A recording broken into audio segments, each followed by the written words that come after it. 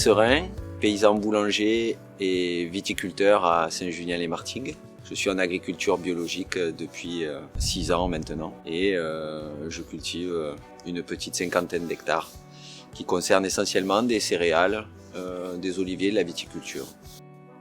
Cette parcelle qui fait 7 hectares vient toucher la colline avec des chênes et une biodiversité importante. Et l'idée était de venir faire un corridor autour de cet îlot de 7 hectares qui viennent se connecter à la forêt. La haie, elle sert aussi à anti-dérive pour tout ce qui est utilisation de produits phytosanitaires qui sont mis sur la vigne. Protection du vent. Cette haie est composée d'arbres caducs qui, à l'automne, perdent par définition leurs feuilles.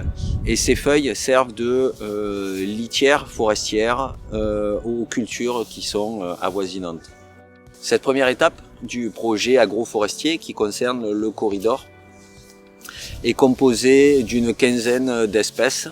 Il y a des arbres de Auger avec des micoucouliers, des chênes pubescents, des tilleuls à grandes feuilles, des cormiers.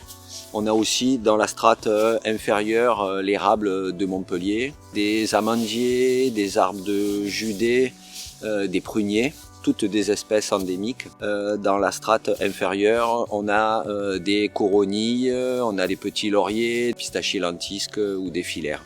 L'avantage de cette haie, avec ses différentes strates, c'est pouvoir accueillir toute une biodiversité. Et avec les différentes espèces, c'est d'avoir également tout ce qui peut être auxiliaire aux prédateurs qui peuvent venir dans nos cultures.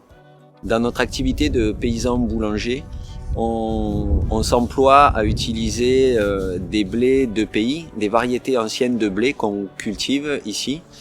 Et on a voulu, dans la même démarche de notre plantation agroforestière, d'insérer des arbres au label végétal local qui sont issus de notre milieu méridional et local.